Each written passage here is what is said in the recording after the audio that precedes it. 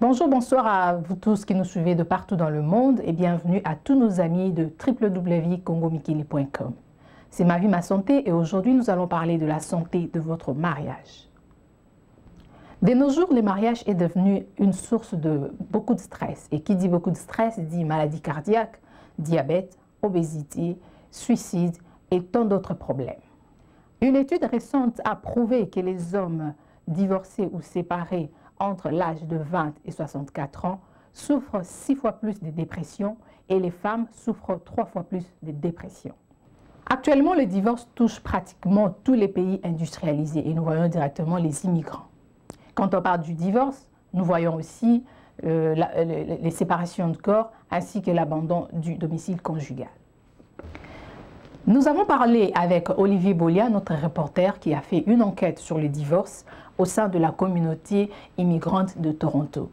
Et nous avons aussi parlé avec certaines personnes qui ont accepté de donner leurs opinions devant la caméra bien sûr, et il n'y avait que des femmes qui ont accepté. Nous ne savons pas pourquoi les hommes ont dit que c'était un sujet tabou. Suivons. Nous avons eu beaucoup d'informations, notamment nous avons même eu un rapport écrit par un Congolais qui réside ici au Canada, du groupe de consultance qui s'appelle Exis, qui a vraiment donné des chiffres, des statistiques que nous allons partager avec le public aujourd'hui. Alors, tu as rencontré beaucoup de gens. Quels sont les problèmes dont ils ont beaucoup plus parlé?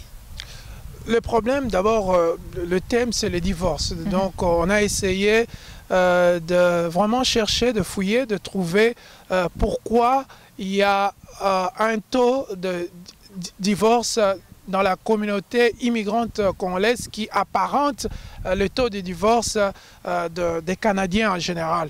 Et nous avons trouvé en cela qu'il y a plusieurs éléments, notamment l'infidélité, il y a le problème d'intégration, d'adaptation, c'est-à-dire que nous avons des couples qui ont vécu dans une autre culture, d'une autre manière, et lorsque ces couples arrivent ici au Canada, ils sont butés à beaucoup de problèmes, notamment les femmes qui commencent à travailler et les hommes qui ne sont pas à mesure de s'ajuster par rapport à ces changements de comportement. Quand vous allez maintenant dans les familles congolaises, vous allez constater que la plupart des familles aujourd'hui, ce sont des familles qu'on appelle des familles récomposées. C'est-à-dire qu'un des conjoints est issu d'un divorce précédent. C'est-à-dire que soit il est à son deuxième, troisième mariage pour les hommes, ou soit elle est à son deuxième, troisième, quatrième mariage pour les femmes. Donc c'est un problème qui doit vraiment sortir du tabou et il faut que nous continuions à mener des études, à mener des enquêtes et pourquoi pas offrir aussi des suggestions et des réponses à ces questions. Alors j'aimerais que tu puisses un peu nous donner tous ces chiffres, des statistiques pour que nous puissions avoir un peu l'idée des divorces. Pour le moment, 48% de Canadiens ne sont plus mariés. C'est-à-dire que la moitié de mariages finissent par un divorce. Et comme nous avons dit que ces chiffres peuvent s'apparenter aux chiffres de la communauté immigrante congolaise parce que c'est dans les mêmes conditions et pratiquement que cette communauté évolue. Et donc, c'est un dossier qui est très alarmant et qu'il ne faut pas prendre à la légère. Je sais que nous avons l'habitude de parler politique, musique et autre chose, mais il est grand temps que ces problèmes de divorce, parce que nous n'avons pas parlé de cela, mais il y a des conséquences énormes, gravissimes, lorsque un couple se sépare. Je pense pour moi les causes du divorce, ça dépend d'un couple à l'autre. Il y a d'autres couples, certains problèmes viennent au niveau des finances. Certains couples, ça vient au niveau... En tout cas, je dirais qu'il y a beaucoup de raisons. Il y a aussi l'effet de maltraiter la femme, ce qui cause aussi les divorces ici au Canada.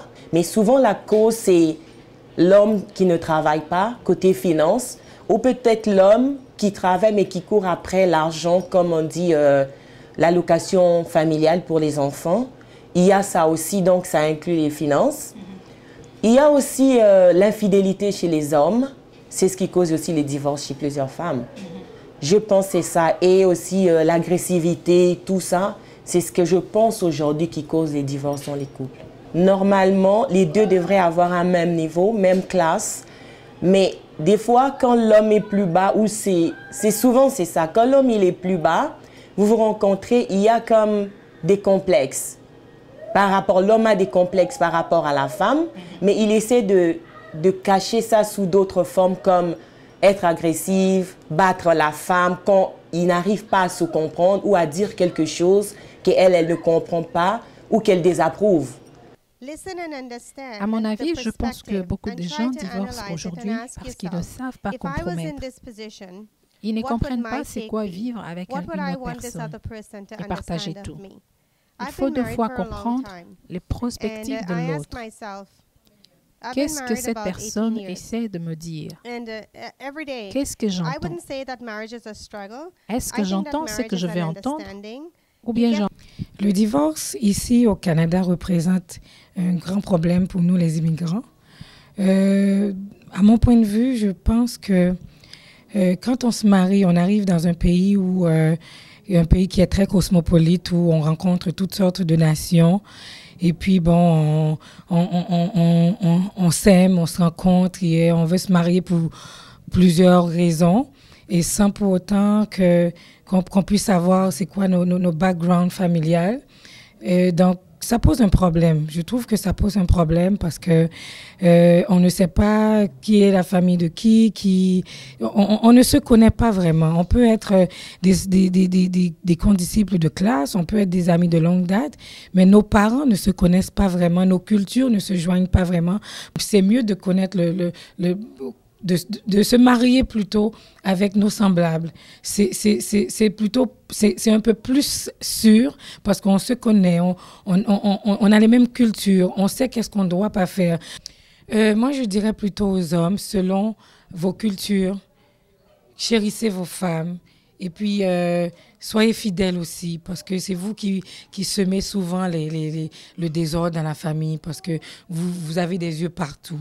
Si vous vous êtes mariés, c'est que vous vous êtes fait un choix.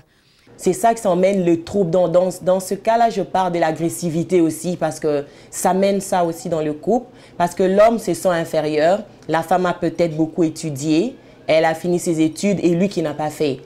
Puisque ici, les gens se rencontrent sans savoir ce que l'autre a fait, où il est allé avec ses études. C'est plus, les gens pensent, OK, on s'aime, c'est l'amour. Mais avec le temps, quand vous habitez ensemble, il y a des choses qui peuvent arriver. Et là, tu te rends compte que les niveaux sont pas les mêmes. Et ce qui fait aujourd'hui que c'est ça, ça donne des complexes et ça pousse l'homme à faire d'autres choses qui poussent après la femme à en avoir marre.